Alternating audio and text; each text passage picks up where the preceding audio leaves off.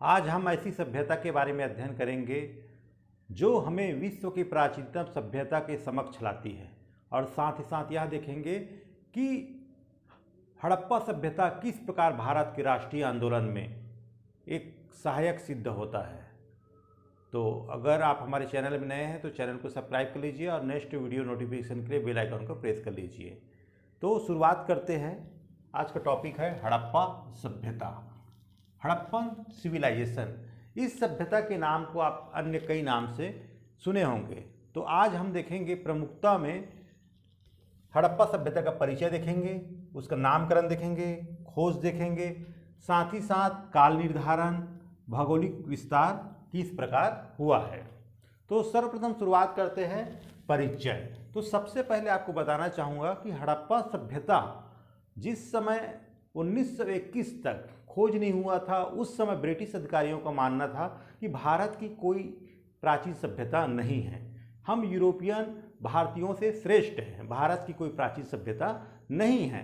तो जब 1921 में जॉन मार्शल के नेतृत्व में खुदाई हुआ, उसके बाद से विश्व पटल पर यहाँ सभ्यता जब सामने आया तो भारत की जो राष्ट्रीय आंदोलन है उसको तेज गति प्रदान हुआ। साथ ही साथ देखेंगे कि जो वर्तमान शहरीकरण है उसको किस प्रकार से चैलेंज करता है। तो अभी देखेंगे कि भारत सरकार के द्वारा बहुत सारी योजनाएं संचालित हो रहा है। स्मार्ट सिटी योजना मतलब ये है कि जो शहर है उसको एक अच्छा शहर विकसित किया जाए। लेकिन अगर हम हड़प्पा सभ्यता की बात करेंगे तो इस सभ्यता में जितने भी शहर मिले हैं वो नगरीय स्वरूप था, यानी शहर थे। तो उस समय के जो शहर थे उसकी क्या क्या सुविधाएं हैं रहा है उस समय और अभी किस स्वरूप है। तो आज भी अगर हम देखेंगे तो हड़प्पा सभ्यता के जो नगरीकरण की जो नगर योजना है वह बहुत सारे मामला में आज के परिप्रेक्ष्य में श्रेष्ठ साबित होता है। और साथ ही साथ देखेंगे कि जो एग्ज़ाम के नज़रिए से प्रतियोगिता परीक्षा के आधार पर अभी बहुत सारे जो क्वेश्चन वगैरह बनते हैं वो हड़प्पा सभ्यता से ही बनते हैं। और साथ ही साथ देखेंगे कि जो यहाँ प्राचीनतम सभ्यता के समकालीन हैं तो मेसोपोटामिया की सभ्यता और मिस्र की सभ्यता, ये दोनों सभ्यता कांस्ययुगीन सभ्यता है, उसके समक्ष हमको ला के रखता है। मतलब इस सभ्यता का अध्ययन होने से भारत और विश्व में इस सभ्यता के बहुत सारे जो अवशेष से हमको गौरवान्वित महसूस होता है। तो सर्वप्रथम देखिए परिचय। अब देखते नामकरण। नामकरण में प्रमुखता देखेंगे कि जब 1921 में जॉन मार्शल के नेतृत्व में जब हड़प्पा और मोहनजोदाड़ो का उत्खनन किया गया, उसके बाद 1924 में अल इलेक्ट्रेड लंदन न्यूज़ में प्रकाशित लेख में जॉन मार्शल महोदय ने इस सभ्यता को सिंधु घाटी सभ्यता के नाम दिया। उसके बाद कुछ वर्षों पश्चात मार्टिमर व्हीलर महोदय के द्वारा इस सभ्यता को सिंधु सभ्यता का नाम दिया गया।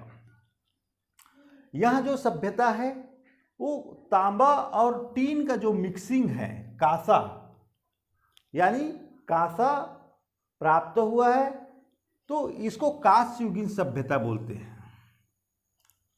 उसके बाद अगर हड़प्पा सभ्यता के 80% अगर सर्वाधिक संकेंद्रण स्थल देखेंगे तो हमको घाघरा हाकरा नदी के किनारे इस घाटी के आसपास हमको हड़प्पा सभ्यता के अधिकतर 80% स्थल प्राप्त होते हैं।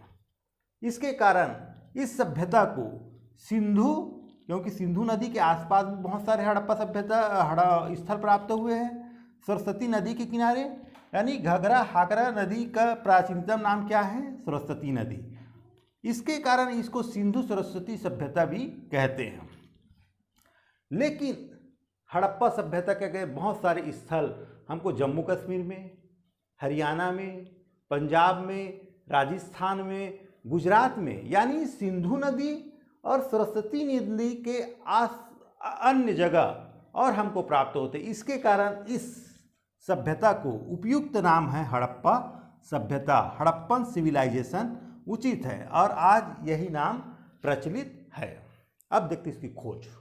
सर्वप्रथम ये कैसे आया हमारे सामने, तो 1826 में चार्ल्स मेंशन के द्वारा पाकिस्तान का एक गांव के एक टीला का यात्रा किया गया। किसके द्वारा? चार्ल्स मेंशन के द्वारा। और इसके द्वारा एक पुस्तक प्रकाशित किया गया, उसका नाम है नैरेटिव ऑफ जर्नीज। इस पुस्तक जब लेख प्रकाशित हुआ, उसमें इस टीला के बारे में सर्वप्रथम बातें सामने आया।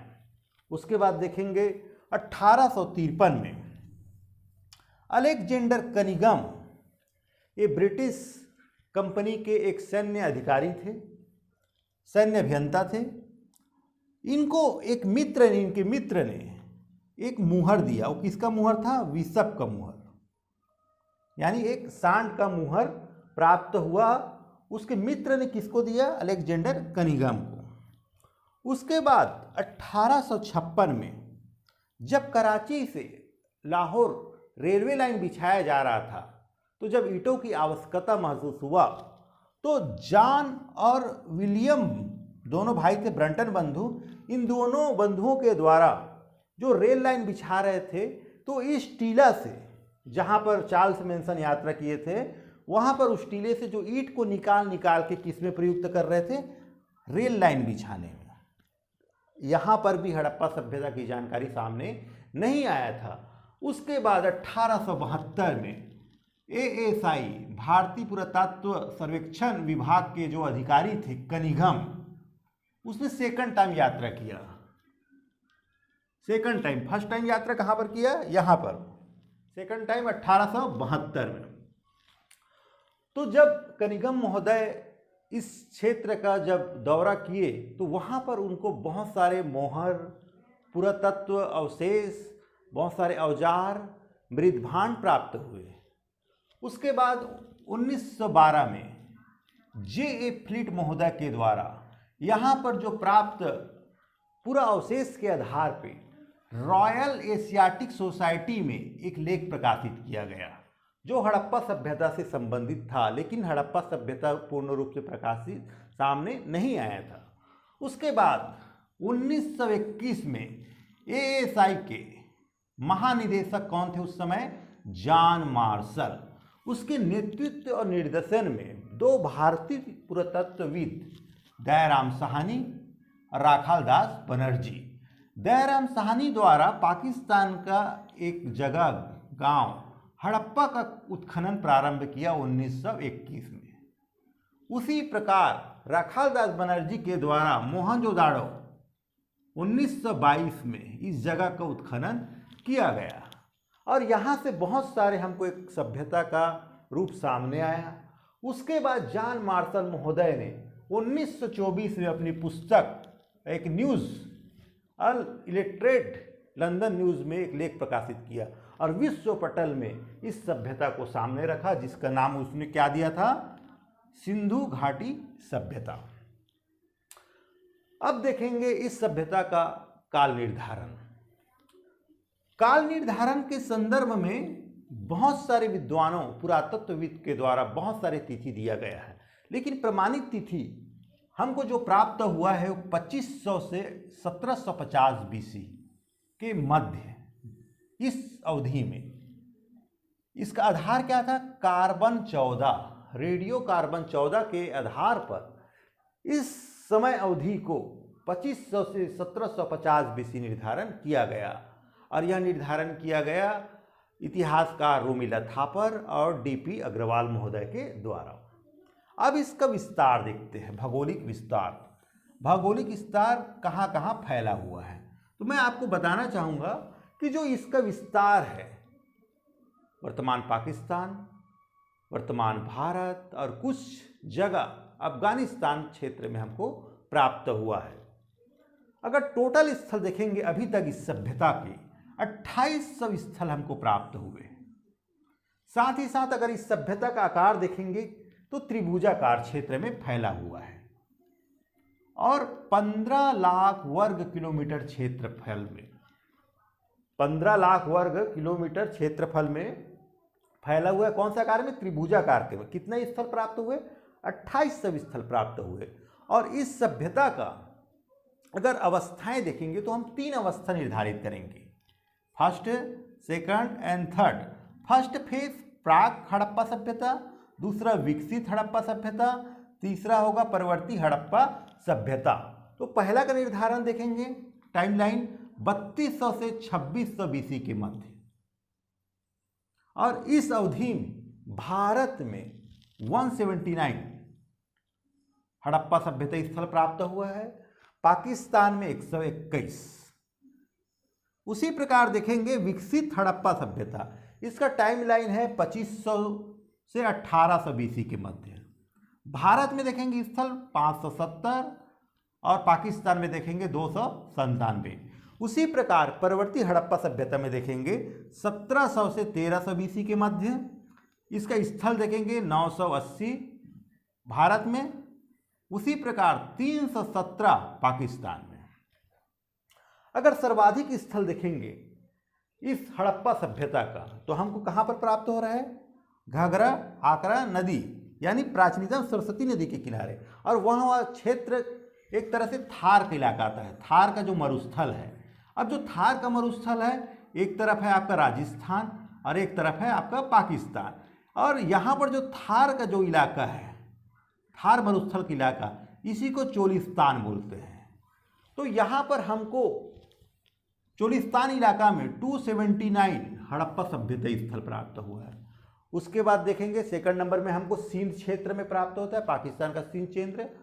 और भारत में देखेंगे तो गुजरात में सबसे ज़्यादा पुरातत्व स्थल के जानकारी प्राप्त होता है। वो किससे संबंध है? हड़प्पा सभ्यता से। अब इसका त्रिभुजाकार है तो इसका क्षेत्रफल किस तरह से निर्धारित है इसको देखते हैं। तो उत्तर में देखेंगे, उत्तर क्षेत्र में देखेंगे तो मांडा हमको कहाँ प्राप्त हुआ है? चिनाब नदी के किनारे क्या है? मांडा। कहाँ? जम्मू कश्मीर उत्तर में। दक्षिण में देखेंगे दायमाबाद, ये प्रवरा नदी के किनारे है महाराष्ट्र में, साउथ का इलाका। और उत्तर से दक्षिण का जो इलाका है वो 1400 किलोमीटर है। उसी प्रकार पूर्व से पश्चिम, तो पश्चिम में देखेंगे सुतकांगेडोर किस नदी के किनारे है? दास का नदी के किनारे है। कौन से एरिया? पाकिस्तान का बलूचिस्तान इलाका। उसी प्रकार इधर पूर्व में देखेंगे हिडन नदी के किनारे है आलमगीर यानी मेरठ के पास उत्तर प्रदेश। और इसकी लंबाई है पूर्व से पश्चिम का 1600 किलोमीटर। तो यहाँ पर देखिए उत्तर से दक्षिण, पूर्व से पश्चिम।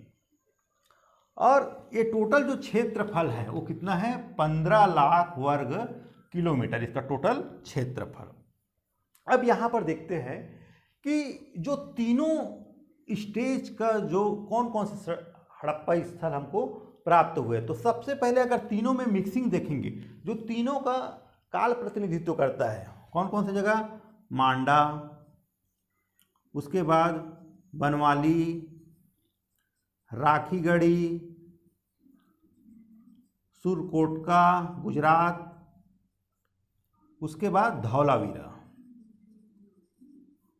तो मांडा कहाँ? जम्मू कश्मीर, बनवाली राखीगढ़ी हरियाणा, सुरकोटका और धौलावीरा गुजरात। तो ये जो 5 स्थल है इन तीनों काल का प्रतिनिधित्व करता है। उसके बाद प्रमुख 9 नगर दिखेंगे इस सभ्यता का। पहला है पाकिस्तान में हड़प्पा, दूसरा हड़प्पा स्थल है मोहनजोदाड़ो, तीसरा है चनहुदड़ो, उसके बाद चौथा है गनेरीवाल, ये पाकिस्तान का। भारत में देखते प्रमुख स्थल लोथल गुजरात में, धौलावीरा गुजरात में, कालीबंगन राजस्थान में, उसके बाद देखते हैं बनवाली और राखीगढ़ी हरियाणा में। तो ये प्रमुख जो 9 जगह है ये हड़प्पा सभ्यता के प्रमुख शहर में शामिल है। तो यहाँ पर आज हम देखें कि हड़प्पा सभ्यता का परिचय किस प्रकार, इसका क्या महत्व है। सेकंड नामकरण देखें, थर्ड खोज देखें, इसका खोज कैसे हुआ, किस प्रकार विश्व पटल में आया ये, और साथ ही साथ इसका काल निर्धारण और भौगोलिक विस्तार देखें। अब नेक्स्ट वीडियो में देखेंगे, ये हड़प्पा सभ्यता का पार्ट 1 है, ये विभिन्न पार्ट में आएगा, विभिन्न भाग में। तो नेक्स्ट वीडियो देखेंगे इसका जो प्रमुख स्थल है उसका क्षेत्र, जिसमें पाकिस्तान का आपका बलूचिस्तान इलाका, सिंध इलाका, नॉर्थ फ्रंटियर एरिया, पंजाब क्षेत्र और भारत का पंजाब, हरियाणा, राजस्थान, गुजरात, जहाँ जहाँ पर इसका हड़प्पा सभ्यता स्थल प्राप्त हुआ है उसको मानचित्र के माध्यम से देखेंगे। साथ ही साथ इसका उत्पत्ति किस प्रकार हुआ है। तो यह सभ्यता के जो हड़प्पा सभ्यता के वीडियो आने वाले हैं वे विभिन्न भाग में